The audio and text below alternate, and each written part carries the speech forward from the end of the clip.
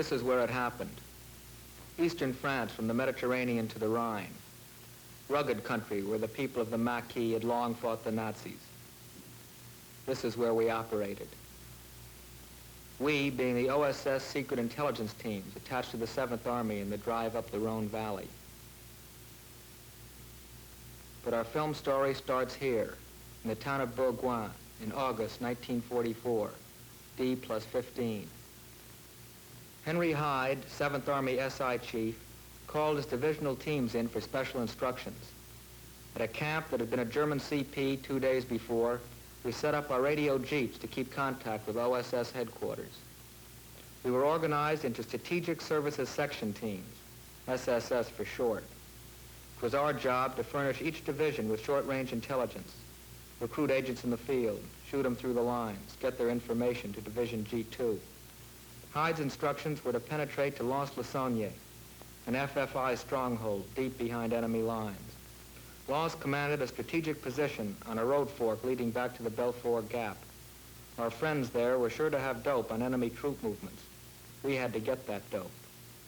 Our combined 45th and 3rd Division SSS team started early next day.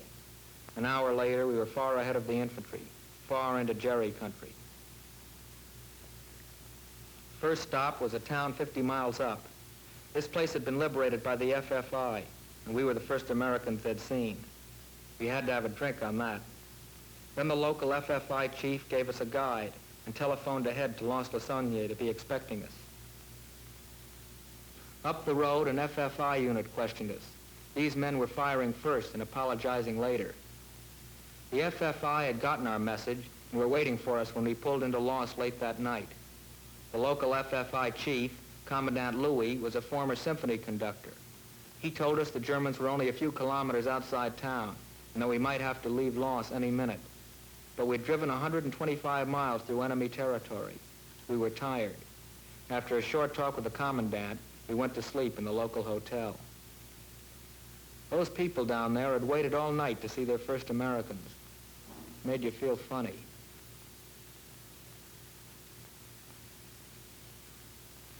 This is what happened when we tried to leave the hotel. Charles Boyer had nothing on us. Most of them wanted our autographs on the backs of pictures, snapshots of brothers and fathers and husbands held prisoner in Germany. They looked at our strange American names and tried to pronounce them. It was pretty gay while it lasted, but it didn't last long. Suddenly we heard the Germans were driving up the main highway, straight for Lens. So when Commandant Louis suggested we make a dash for his hideout, we took him up on it. We headed out of Lens loaded down with French citizenry. Everyone asked us one question: will you come back? Will the Americans come back to Lens?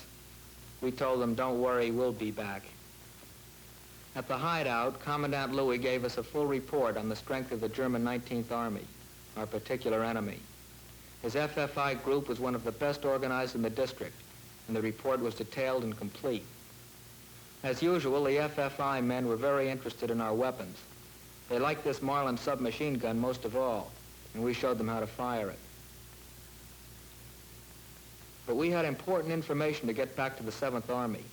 We left 2 men to maintain liaison with Commandant Louis, and then we shoved off for Bourgoin. A few days later, we were back again on the road to Lens-le-Saunier.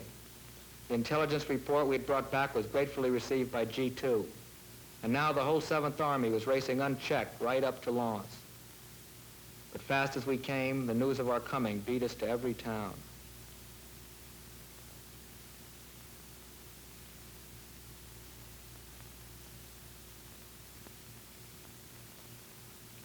At Lens, we set up our CP right next to the 3rd Division G2. That meant an integrated intelligence setup. Our job here was to check German positions and explore the 19th Army's escape routes to the Belfort Gap. Our caravan of FFI and SSS agents left Lens headquarters next morning to go up to the front lines outside town. Their final orders were to penetrate all the way to Belfort itself, 100 miles north if possible. Up front, we stopped while the infantry moved up to attack.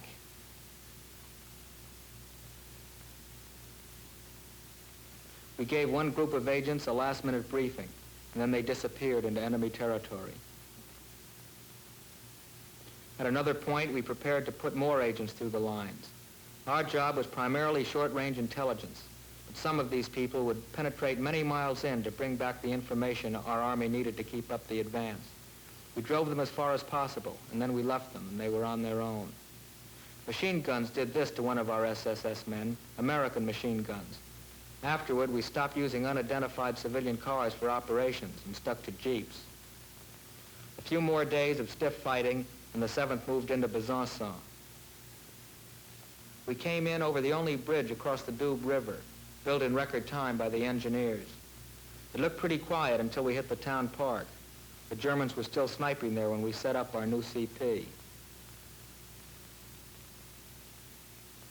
But we had a job to do, more agents to shoot through the lines. With the local FFI chiefs, we lay plans for more missions. It was a lucky break when some experienced French Army officers volunteered to reconnoiter Nazi positions. We decided to shoot them through from the front-line town of Loulon. At Loulon, we met the FFI contact man who was going to lead our agents through the lines. Then we said goodbye. The goodbyes were always casual, undramatic. You would have thought these men were off on a picnic, not an intelligence mission. The mayor of Loulon turned out to be a great help. He forged the documents and credentials our agents needed to operate behind the lines. Our field photo cameraman made the identification pictures, and the mayor did the rest.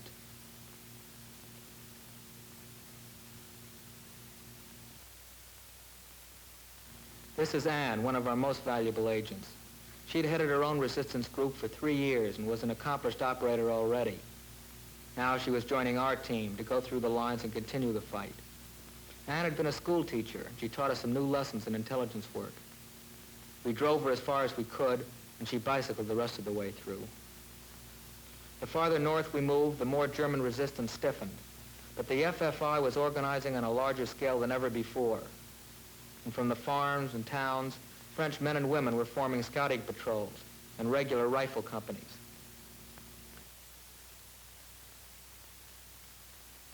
They gave us a motorcycle escort moving up to Dampierre. The Allied lines had moved north, and once again we were setting up a CP one pace ahead of the doughboys. We picked one of our best men for a job here. He was Maurice, who'd done great work for us already. Now we gave him tote credentials, briefed him, and sent him bicycling off through the German lines a few hundred yards away.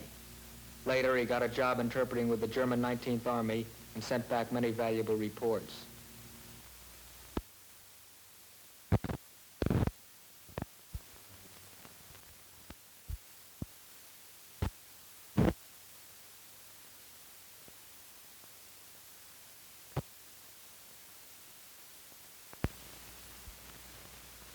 How to use a walkie-talkie in one tough lesson.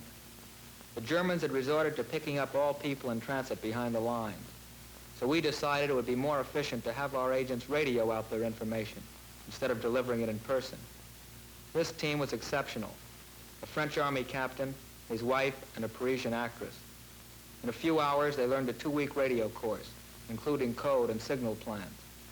The idea was to have them contact infantry CPs or Cub observation planes from behind the lines. When they were qualified radio operators, they got the usual briefing and the check of identity papers and personal effects. Then, before they went out, they were introduced to General O'Daniel, CO of the 3rd Division. The general told them how much the Army depended on agents and the FFI. He said the 7th Army's rapid advance was due to them and their great work. Then he thanked them personally and wished them luck. They must have had it, too, because they stayed out 5 weeks and radioed back vital information. At one point, they had to eat the signal plans and destroyed the radio to prevent capture, but they escaped unharmed. As the pace of war quickened, our job grew harder.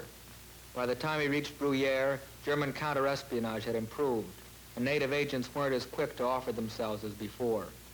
Still, the work had to go on. This girl, Lillian, was assigned to a special job. One of our prized agents, a young woman named Day, was under death sentence in German-held Girodme. Lillian was going in with 70,000 gold francs sewn in her shoulder padding to bribe Day's guard and lead the girl back to our lines.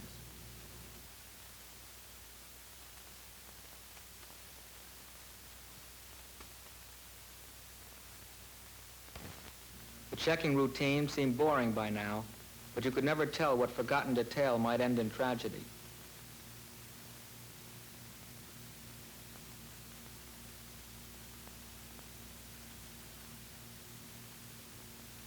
We'd already heard of 2 agents shot for having American cigarettes in their possession. We weren't taking any chances.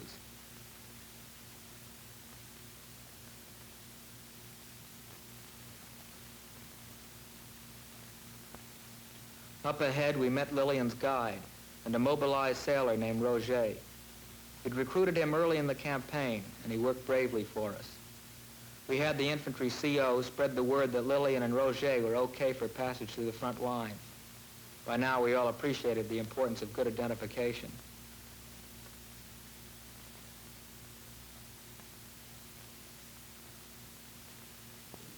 We watched as they walked away through the silent village and into the German lines beyond. The stream of agents seemed endless, but the list of facts the 3rd Division needed was endless too.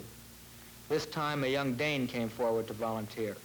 He'd been in the Danish resistance movement before the Germans drafted him into the tote. Now he was desperate to even the score. There was just one problem. He couldn't speak English, French, or German. We scoured the division until we found one guy who could speak Danish. And with this interpreter, we began making an espionage agent out of a kid who hated the Nazis. The next day, he set off with a walkie-talkie, a pistol, and 4 grenades. We never heard from him again. 4 weeks later, when the division had reached Remiremont, close to the Rhine, Lillian and Day limped back to our lines. They brought important information on enemy strength and positions, information that helped the 7th Army drive the Germans clear over the Rhine. Their knees were scraped raw and infected from crawling on frozen ground. And Day's ribs were fractured by Gestapo clubs, but they'd done their job. It was at Remiremont, where we rested before the big push, that General Marshall visited the division. He drove up one day, unannounced, to congratulate the men and commend them on a job well done. And we of the SSS teams, with 868 intelligence reports to our credit, we took pride in that commendation too. In short-range intelligence missions from D1 to D62, we'd infiltrated 111 agent teams. So when the general got his flowers and made his little thank you speech, we knew that some of the thanks were addressed to our agents and to the OSS.